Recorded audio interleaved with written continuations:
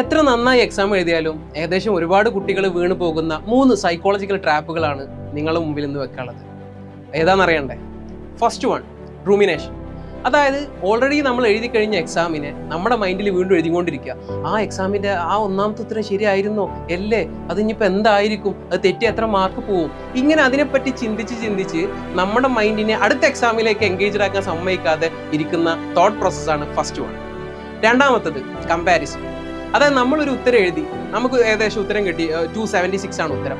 അപ്പോഴാണ് മനസ്സിലായത് നമ്മുടെ ക്ലാസ്സിൽ നന്നായി പഠിക്കുന്ന ഒരു കുട്ടിക്ക് അതല്ല ഉത്തരം കിട്ടിക്കുന്നത് 150 ആണ്. അപ്പം തുടങ്ങി, അയ്യോ അപ്പം അതായിരിക്കുമോ ശരി, ഇനി എൻ്റെ അത് തെറ്റാണോ എന്നുള്ള കമ്പാരിസൺ, മറ്റുള്ള കുട്ടികളെ കമ്പയർ ചെയ്തിട്ട് അതിനെപ്പറ്റി ചിന്തിച്ചിട്ട് ആ ട്രാപ്പിൽ നമ്മൾ പെട്ടുപോകരുത്.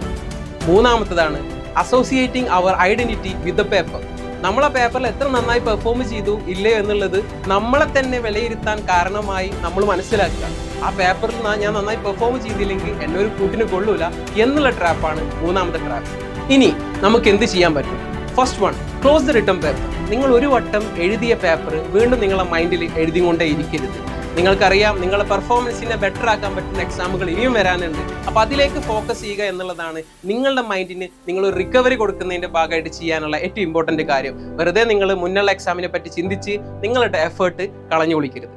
Second one, comparison. നിങ്ങൾ ഒരിക്കലും നിങ്ങളെ കമ്പയർ ചെയ്യേണ്ടത് മറ്റുള്ള ആൾക്കാരുമായിട്ടല്ല, നിങ്ങളെ വെച്ചിട്ട് തന്നെയാണ്. യെസ്റ്റർഡേ നിങ്ങൾ എങ്ങനെയായിരുന്നു അതിനേക്കാളും മെച്ചപ്പെട്ട അവസ്ഥയിൽ ഇന്ന് നിങ്ങളുണ്ടോ എന്നുള്ളതാണ്. അപ്പോൾ ഇന്നലെ നിങ്ങൾ എങ്ങനെയാണോ പരീക്ഷ അഭിമുഖീകരിച്ചത് അതിൽ നിങ്ങൾക്ക് എന്തൊക്കെ ഇനി വരുന്ന പരീക്ഷകൾ ബെറ്റർ ആക്കുക എന്നുള്ള നിങ്ങളെ തന്നെയാണ് നിങ്ങൾ കമ്പയർ ചെയ്യേണ്ടത്. അതല്ലാതെ മറ്റുള്ളവരിലേക്ക് നിങ്ങളുടെ കമ്പാരിസണിന്റെ കോമ്പസ് ഒരിക്കലും മുന്നോട്ട് പോകരുത്. മൂന്നാമത്തെ വിഷയം എന്ന് പറഞ്ഞു കഴിഞ്ഞാൽ dissociating the identity with the paper. നിങ്ങളുടെ പേപ്പർ അല്ല നിങ്ങളുടെ ഐഡന്റിറ്റിയെ ഫൈനലൈസ് ചെയ്യുന്നത് എന്നുള്ള കൺസെപ്റ്റ് നിങ്ങൾ എന്ത് ചെയ്യണം? കീപ്പ് ഓൺ ചെയ്യണം. ആ പേപ്പറിൽ നിങ്ങൾ പെർഫോം ചെയ്യാനുള്ള എന്തൊക്കെ ക്വാളിറ്റീസ് നിങ്ങൾക്കുണ്ടായിരുന്നോ, എന്തൊക്കെ റിസോഴ്സസ് നിങ്ങൾക്കുണ്ടായിരുന്നോ, അതെല്ലാം നിങ്ങളിൽ തന്നെയാണുള്ളത്. നിങ്ങളുടെ പേഴ്സണാലിറ്റിയാണ്, നിങ്ങളുടെ ഇൻ്റലിജൻസ് ആണ്, നിങ്ങളുടെ ആപ്റ്റിറ്റ്യൂഡാണ്. അതെല്ലാം നിങ്ങളിൽ ഇപ്പോഴും നിലകൊള്ളുന്നുണ്ട്.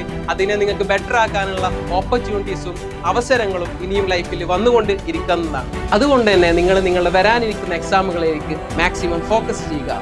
As a wise man said, it doesn't matter how slowly you go as long as you do not stop.